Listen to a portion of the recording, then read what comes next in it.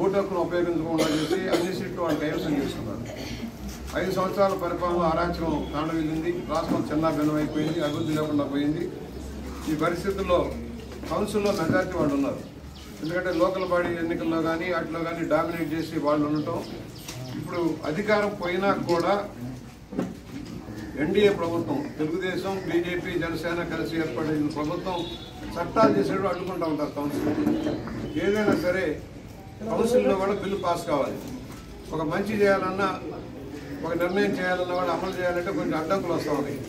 దీన్ని అధిగమించాలంటే మన అభ్యర్థులను గెలిపించుకోవడం కోసమే కూడా గట్టిగా మనం ఫైట్ చేస్తూ ఉన్నాం. ఇవాళ 3 పక్షాల నాయకత్వం, 3 పక్షాల కార్యకర్తలు అందరం కలిపి ఇంటింటికి వెళ్ళి ఓటు వేసే కార్యక్రమం. ఇవాళ మన నియోజకవర్గంలో 9,394 ఓట్లు ఉన్నాయి. గ్రాడ్యుయేట్ ఎలక్షన్లో ఇంకా కొంతమంది చేరలా. ఎందుకంటే ప్రతి గ్రాడ్యుయేట్ కూడా ఓటు హక్కు 18 ఏళ్ళు నిండిన వాళ్ళంతా ఓటు హక్కు ఉపయోగించుకోవచ్చు, ఓటర్లుగా చేర్చవచ్చు.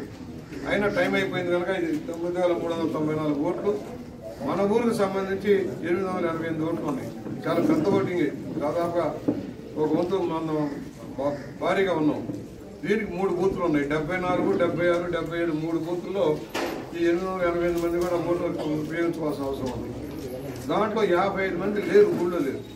55 మందిని రప్పించుకోవాలి. లిస్టులు అడిగాం, ఇక ఇవ్వాలి. మీరు కూడా ఇప్పుడు చాలా అవ్వాలి, సాయంత్రానికి వెళ్ళిపోవాలి. లిస్ట్ అంతా హైదరాబాద్, అమరావతి వెళ్ళిపోవాలి. అందువల్ల 55 మందిని కూడా రక్షించుకోవాలి.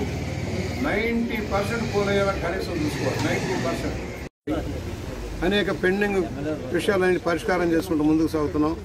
రాజధాని నిర్మాణం, పోలవరం ప్రాజెక్టు నిర్మాణం, స్టీల్ ప్లాంట్ విషయంలో కానీ, లేక రైల్వే జోన్ విషయంలో కానీ ఒక సానుకూలమైన విధానం తెచ్చుకున్నాం. ఆర్థిక పరిస్థితి ముందుకు సాగుతున్నాం. నిరుద్యోగాన్ని తొలగించడం కోసం ఇవాళ 6 లక్షల ఉపాధి కల్పన లక్ష్యంగా 6 లక్షల కోట్ల పెట్టుబడులు వస్తూ ఉన్నాయి. ఒక్కొక్కటి బిగిన్ అవుతూ ఉంది. సంక్షేమం, అభివృద్ధిని 2 కళ్ళగా ముందుకు తీసుకెళ్తున్నాం. నిరుద్యోగాన్ని తొలగించడం కోసం కార్యాచరణతో ముందుకు సాగుతున్నాం. ఎన్నికలు ఇచ్చిన వాగ్దానాలను అమలు చేసుకుంటూ వెళ్తున్నాం.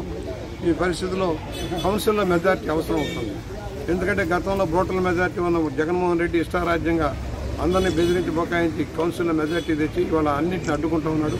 అది తొలగాలంటే మన అభ్యర్థులు కౌన్సిల్కి వెళ్లాల్సిన అవసరం ఉంది. ఎందుకని పేరాబత్తుల రాజశేఖర్ గారు ఎమ్మెల్సీగా పోటీ చేస్తూ ఉన్నారు. ఉమ్మడి అభ్యర్థిగా ఎన్డీఏ కూటమి నాయకులు, కార్యకర్తలంతా పనిచేస్తూ ఉన్నారు. ఆయన గెలిపే మన ధ్యేయంగా ఉండాలి. కౌన్సిల్లో మెజార్టీ సాధిస్తే మంచి బిల్లులు పాస్ చేయించేదానికి, చెడ్డ బిల్లులు తొలగించే, ఆ ప్రభుత్వం చేసిన అరాచకాన్ని తొలగించేదానికి వీలవుతుంది. అందరూ మద్దతు ఇవ్వమని, పేరాబత్తుల రాజశేఖర్ ఒకటో గుర్తు మీద ఓట్లు వేసి గెలిపించమని విద్యావంతులు అందరూ కూడా విజ్ఞప్తి చేస్తూ ఉన్నాం.